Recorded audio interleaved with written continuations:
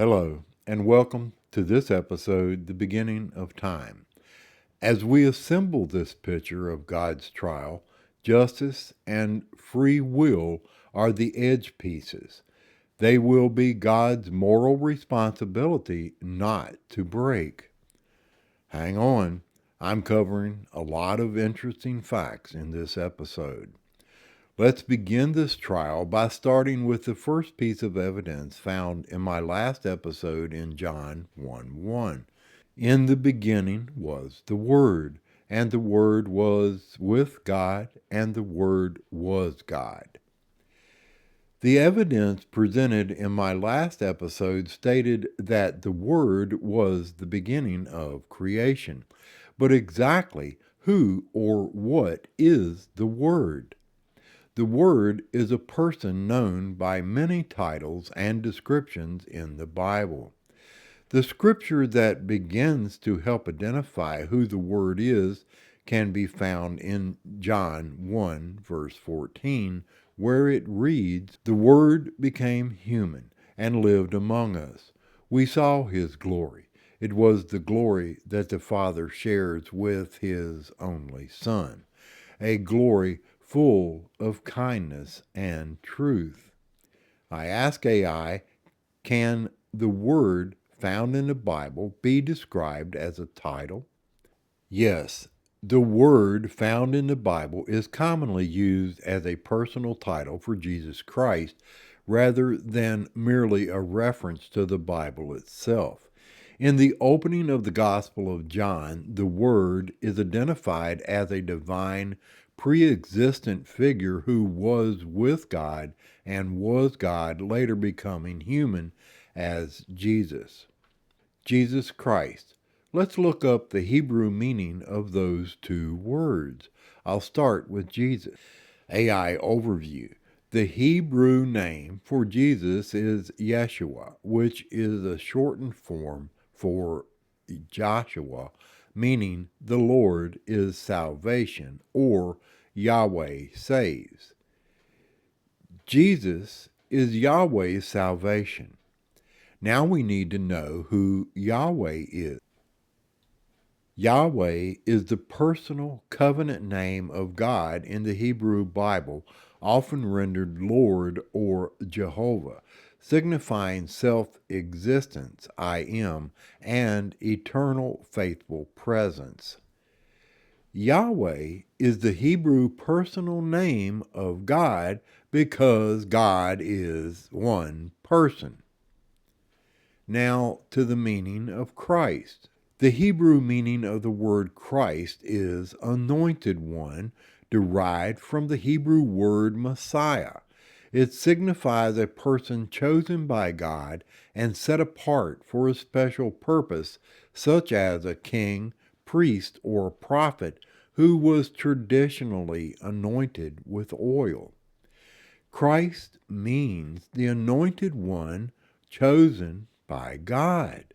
Jesus Christ is a description of a person chosen by God who was said to be a pre-existent figure who was with God and was God, later becoming human as Jesus. We need the definition of the word God before we can unlock the mystery of the first part of John 1:1. The word God is primarily considered a title rather than a personal name. Yahweh is the personal name of God, and Jesus Christ is the person chosen by God to represent him to the rest of creation. However, the name Jesus Christ describes things he will accomplish and become, but it is not his given name. We were told that Christ signifies a person chosen by God and set apart for a special purpose. Who was it that was chosen by God and set apart for a special purpose? John 3:16. For God loved the world so much that he gave his only begotten Son, that whomever believes in him shall not perish, but have everlasting life. only begotten means one of a kind. How is this individual one of a kind in the eyes of God? Let's read John 3, 1 through 3 again. In the beginning was the Word. The Word was with God, and the Word was God. He was with God in the beginning. Through him all things were made. Without him nothing was made that has been made.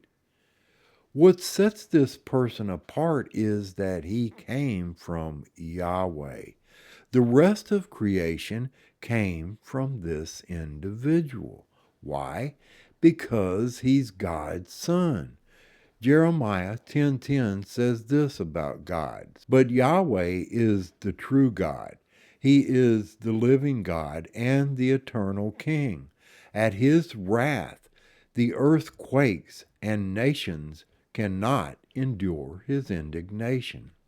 If God is a king, then wouldn't his son be a prince?